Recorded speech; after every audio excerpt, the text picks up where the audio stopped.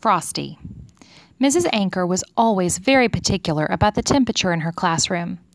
Whenever I walked in, it was always just right, not too hot and not too cold. One day before dismissal, Mrs. Anchor asked Darryl Drafty to adjust the thermostat to make sure it was just right in the morning.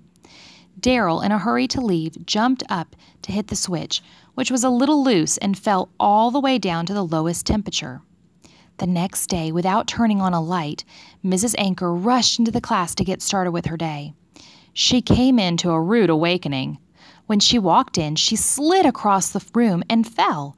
"Why is my floor so slippery and cold?" she wondered. Mrs. Anchor rose to her feet carefully and turned on the lights. The students came just in time to see Mrs. Anchor's reaction after the bell. "Whoa!" Mrs. Anchor's third-grade students exclaimed. "It's like a winter wonderland in here," said Heather Height, the tallest girl in third grade. Heather had a great idea. She would use her long legs to glide across the room and practice ice skating.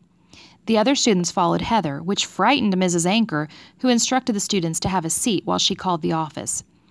Billy, obedient, always followed the rules immediately, but this time it backfired. Billy sat down quickly, only to realize he could not get up again when he tried to reach his pencil, which had fallen off his desk. The winter wonderland was turning into a winter nightmare. Students were falling on the slippery floor, the students could not sit down in the cold chairs, and worst of all, none of the students were dressed for such frosty temperatures. When I reached the class, I had to order the students to evacuate to the cafeteria.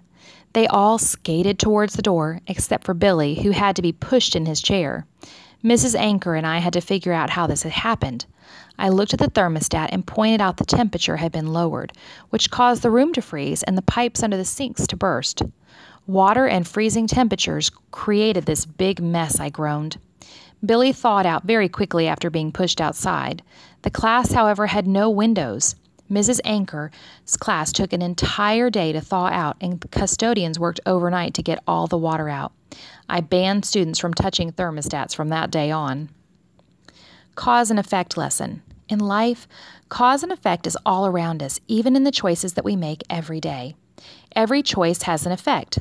Sometimes those effects are positive, and sometimes they're negative. If we steal something, then we will get in trouble.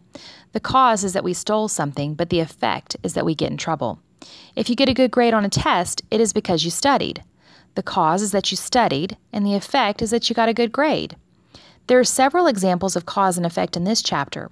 For example, Darryl, in a hurry to leave, jumped up to hit the switch, which was a little loose and fell all the way down to the lowest temperature. Shows because Darryl was in a hurry, he was not careful, therefore he hit the switch, and it fell. See if you can find some examples of cause and effect.